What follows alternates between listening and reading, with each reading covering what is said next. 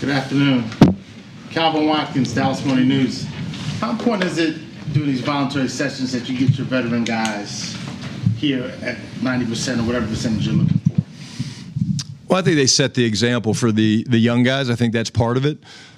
I see these young guys as they're sponges, right? They're trying to figure out not just, hey, where do I stay? Like, how do I eat when I leave here? So they're trying to do that. So then when they're here, we try to not always partner them up per se with a veteran, but get them to where they can lean on those guys. We have the guys talk to them about different things and routines. So it's obviously voluntary. It should be voluntary. These guys have things that come up. There's nothing more important than taking care of their families and things like that. But really pleased with the turnout. And when the guys have been here, they're working their asses off. Micah indicated that you approached him and said, I need you here. Now, obviously, he can't be 100%. Why did you feel like that was important? Well, the first couple of days, what we were doing some, team building things, some culture. We've spoken very openly about trying to create one of the greatest cultures in professional sports. Micah is going to be a leader for us. Micah wants to be a leader for us. He's going to do that. And so I felt like it was really important for him to be here to begin that process. And again, it's a voluntary camp, but the fact that he did that means a lot to me. We've been really spending a lot of time this offseason trying to support one another, not just me and Micah, but, going to different events and functions and foundation dinners. Osa's had his. Buddy Johnson, had a football camp. Tyler Smith has a football camp. I think if you look at the turnout that we're getting, it's been really high. And that's because we talk about it and we want to support one another. We're a family. And so when people have something like a foundation dinner event, they have a football camp, if it's important to them, then the objective and the goal should be to have as many of your family members there as possible. And of course, I'm speaking about our teammates. Clear. Clarence Hill, Dallas Cowboys. Couple of things. Just piggybacking on the Micah situation. Is he here today, and is he participating in drills or just meetings? Yeah, he showed up a little bit the last couple of days. He's been in and out some. I don't know if he's here yet today. He was here yesterday. Had a great. Actually, had lunch with him yesterday. But again, when he's here, he's been great. And again, it's just it's all voluntary. So when guys are in and they're out, some guys come to meetings, some guys come to practice, some guys are just here getting treatment and things like that. And that's not just specific to Micah. It's specific to all the guys. Secondly, we haven't talked to you since the George Pickens trade. Can you just talk about the importance of him, how he fits? Does he have a defined role? And I know Will talked yesterday about how you were a big part of keeping that thing going and making sure it happened. Yeah, I think CD said it best. I saw his comments, right, where we don't have a one. We don't do A's and B's. We think that there's a one over there. CD said it. And if you look over there, there's a one there. So I think that's the way that we view GP. My time with him has been just incredible. When he came in after the trade, just getting a chance to really get to know him. We had a little free throw shooting competition. I think he beat me twice. I've beaten him once, but the last time we played, I beat him. So I do want to put that out there that I did beat him. But it's really just, us getting to know each other. I think we were all on board. I think we're always trying to find the right pieces and good pieces. And I think we're really excited about what he brings as a football player. But I see a guy that's maturing. I see a guy that we're excited to put out there and watch him grow and get better. And you guys will see him out there today. He obviously is a tremendous athlete, but I love watching him in meetings because in meetings he's been so dialed in, taking great notes. He knows he's a little bit behind, not a lot, but a little bit behind in terms of what the veterans are doing. But his intentionality in the meeting room has been really cool for me to see. Thank you. Brian Tarch with ESPN. Okay, the free throw shooting contest. Where, when, how do you do this? Anywhere and everywhere. We do some things in the team room. We do some things in my office. QBs, I just lost to the QBs in my office. Actually, Dak was my teammate, so I guess Dak lost too. He'll be mad that I told you guys that. Yeah, it's just the central theme of the program is compete every day, and so we find different ways to do it. We look at what's going on in the world. Congratulations to the Stars. I think that's really cool for Dallas professional sports, what they're doing. So at some point in a team meeting, we might, shoot at some goals with a hockey stick and maybe a soft puck, not a hard puck. But we look at different ways to compete, and we did something for the Masters the other day that was pretty cool. Had a putt off, but get these guys in different types of environments and ask them to do different things. And it's fun to watch these world-class football players that absolutely suck at shooting free throws. I mean, literally, like, I'm not going to say names, Osa, that really was not very good. But it's fun to watch these guys compete and get outside their comfort level, but to try to one-up each other. Another guy we've not asked you about much maybe is Joe Milton. What are your first impressions been of him, being around him, and what do you envision of him this year? So excited about Joe. I was excited about Joe before we got him. Same thing. Here's a guy, when you go into these deals and you're talking about making trades, and we all reach out to people that people that you trust, people that have been exposed to said player at college, different programs, friends that have been around him. And you just dig and you ask and you get different opinions, and there's always an outlier, good and bad, with each of them. You try to peel those away. But from the time he's been here, the work ethic is incredible. He's one of the first people in the building. He's one of the last to leave. The way he's attacked the playbook and picking it up has been incredible. And it's been fun for me to watch Dak and Will, but really Dak take a mentorship role with Joe. The talent speaks for itself. You guys will see it today. He made some incredible throws yesterday. He's just an exciting young prospect that I think the sky's the limit for. John Machado with The Athletic. When you take over as head coach, the offense looks a certain way on paper, and now since then you've added guys, free agency, the draft, obviously George. From an offensive play caller standpoint, what do you think of when you're looking at this offense on paper right now? I love our balance. It's a great question, John. I love our balance. I think you look at what we did from a free agency standpoint, bringing in Miles and Javonte and Rob Jones on offense. We weren't done with that. Move in the first round and take Tyler Booker, who we're really excited about.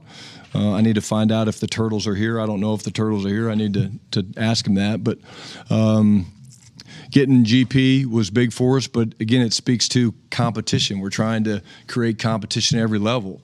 What makes Dak Prescott better? Joe Milton.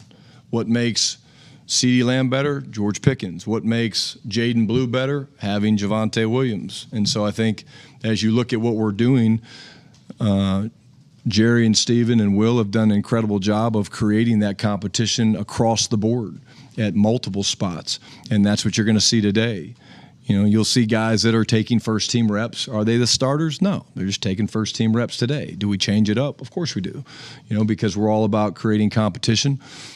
And so I think, I see a unit that's got a ton of playmakers and pieces, but we're going to go based on how our offensive line goes. And they're going to play really, really physical. They're going to be tone setters, if you will, and that's very exciting. And then with Dak, what do you expect him to be able to do this week on the field?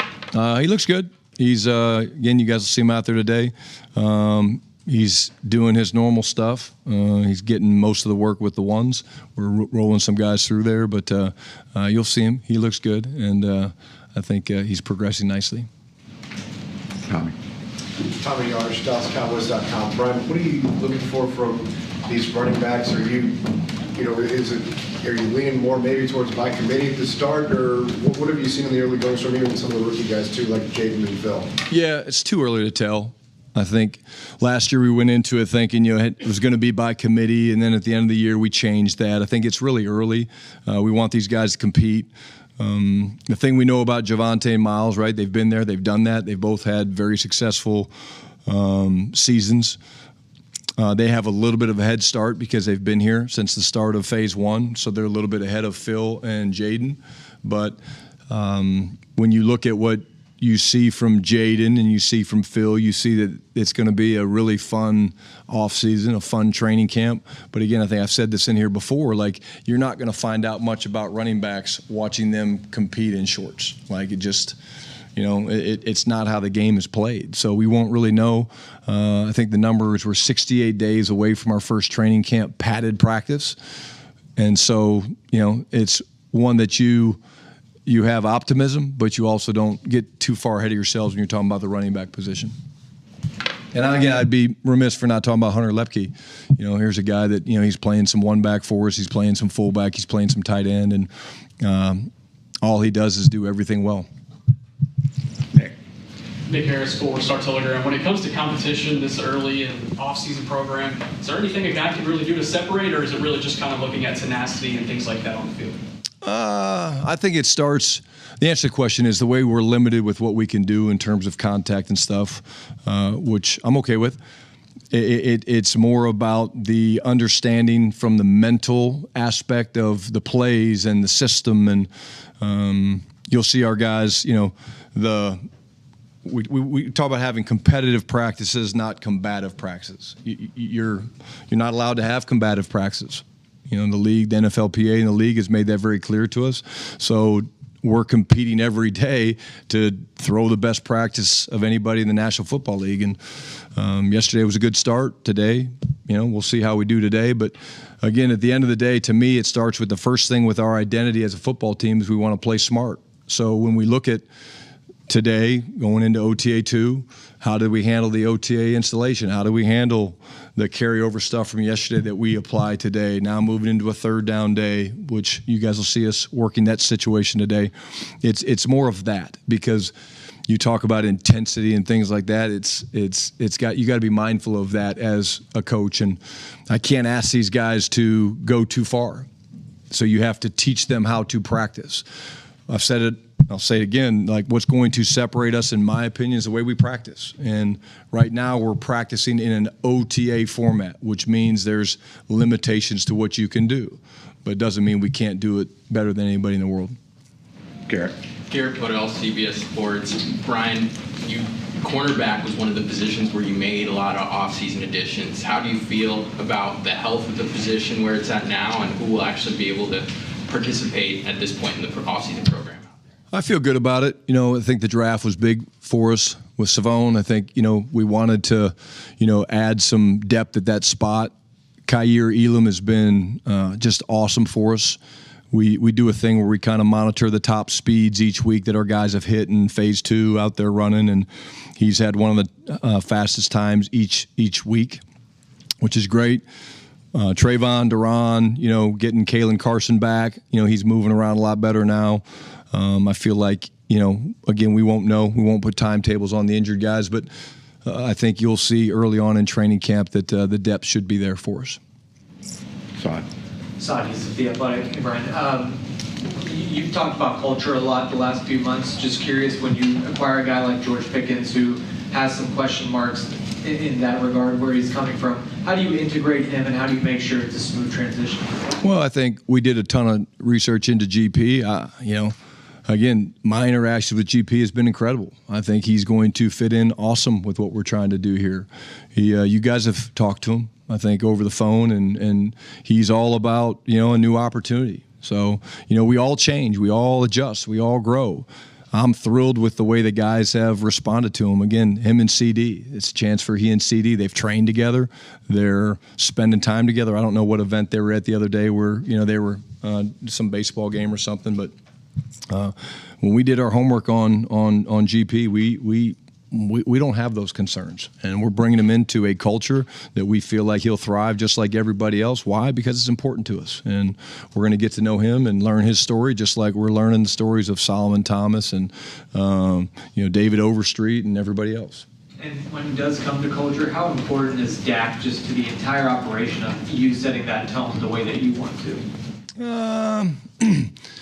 We want Dak to play quarterback to the best of his ability. He's a great culture piece because he's such a good dude. and he's such a great teammate, and his story is incredible. But when you talk about culture, it's more than just one guy, and that's what I think I'm so excited about with all the new pieces that we've added. And it probably sounds coach speak, but it's really not. We've added all these new pieces.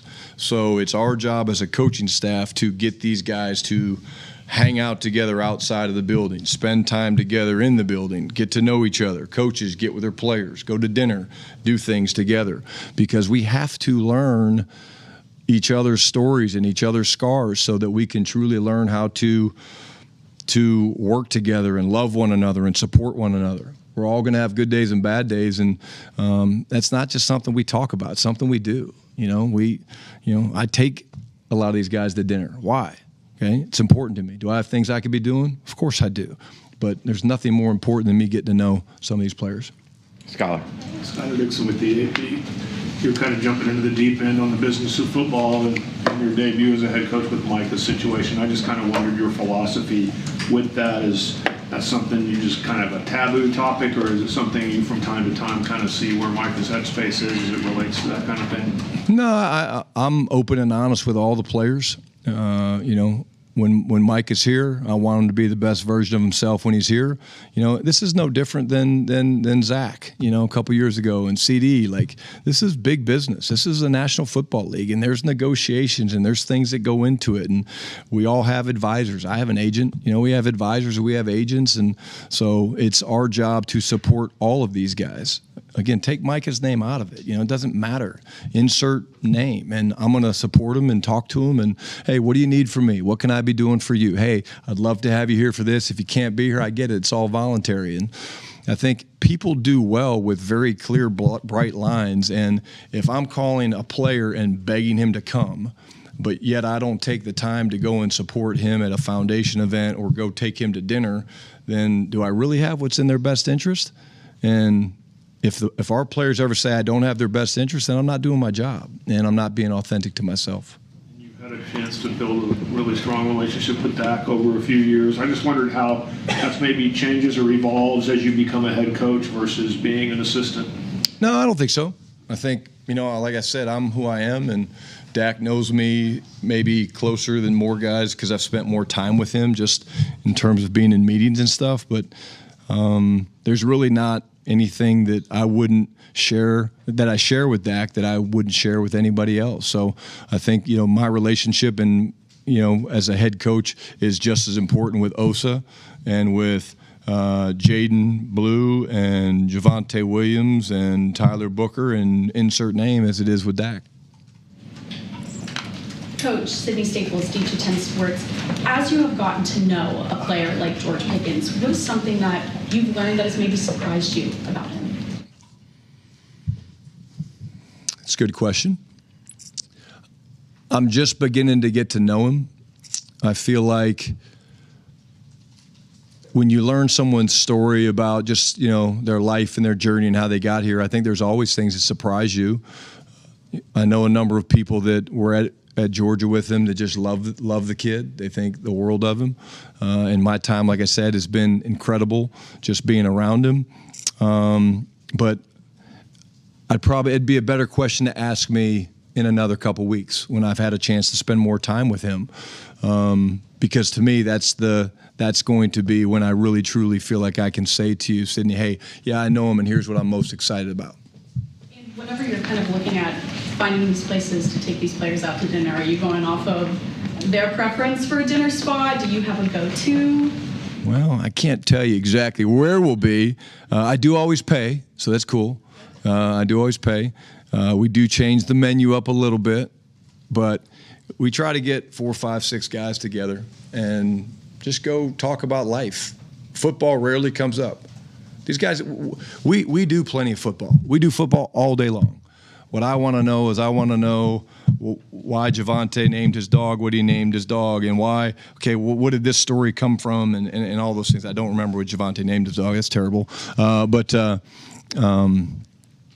those are the things that I love talking about. And then for them to share their stories with their teammates allows them, when they're out there on the field and they're having a tough day and it's hot and they're pushing through a padded practice at Oxnard, they're able to truly pull together and work together, and I think that's going to help us finish games, finish practices. When you have a tough moment, you have a tough stretch in the season, you work through those problems because they believe in one another, and more importantly, they love one another. You got 1 minute. Clarence. Well, I'll talk fast. Talk about culture and everything. One thing we noticed in the middle locker room was the ping pong table. Can you talk about the thought processes behind the ping pong table? It's different than the past. Yeah, we just moved it in there because I want this place to feel, I want our players to want to be here. I want our players to come in the locker room and for us to have to kick them out. And they have their time frames that they can be here and whatnot, but I love playing ping pong. They love playing ping pong. It's fun to watch these guys compete.